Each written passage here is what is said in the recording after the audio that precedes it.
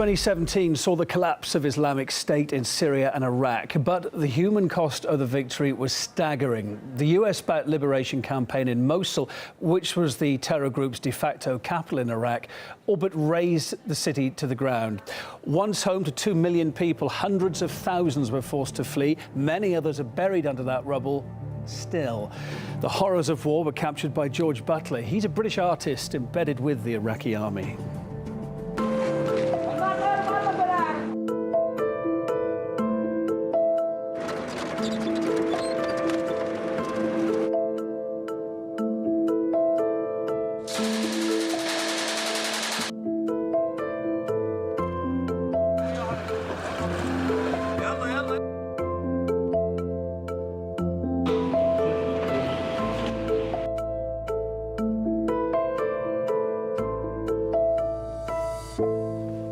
Daniel Hawkins talked at length to the award-winning artist and illustrator about his experiences in that conflict zone.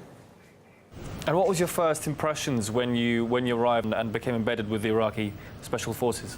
What I found, I guess, was huge disruption to the civilian life, and as ever, it's the civilians that are losing out more than anybody, and they're the ones with the stories, and they're the ones that I, as an illustrator and as an artist, I guess, are trying to give justice to. What was the most difficult or most striking thing that you saw? There's something that really made an impression on you.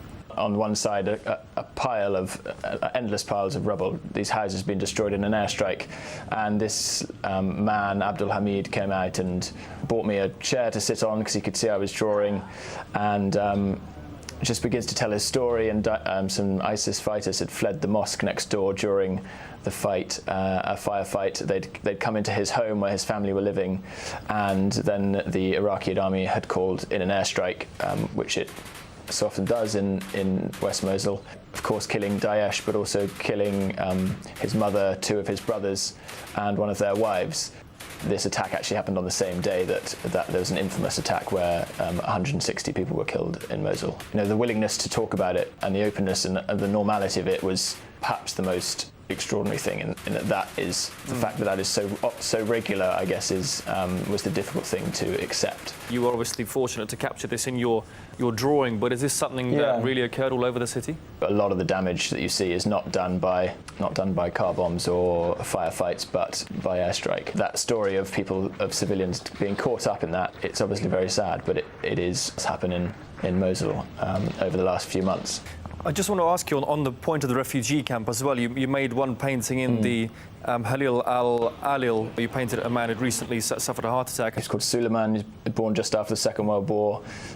Suffered a heart attack 5 days earlier and was now lying in this tent outside the main refugee camp. So abhorrent conditions. The heat alone was, and his wife. You can imagine the desperation. He hasn't eaten for 5 days or drunk, and it's a very private moment. This man may well be dying, may well be dead by now, but you're inviting strangers into your tent for those last moments on the off chance that they can help. That for me was a difficult choice, whether you engage with that and tell the story or whether you stand off from it, because of course the chance of helping is I think very slim. The one memory you will take away from your time in Mosul, the one impression that really will stay with you? I think it's always this. Well, I suppose it's always been the same, and that is that it is the majority of civilians losing out hugely to something that they have no control over, and the lack of just that kind of very vulnerable moment and the lack of choice. And the thing that I guess always sticks with me is that the drawings that I'm doing are done with their permission. The best drawings that I did were the ones that I was very much emotionally attached to, the kind of desire to draw, to do justice and to draw exactly what was in front of me.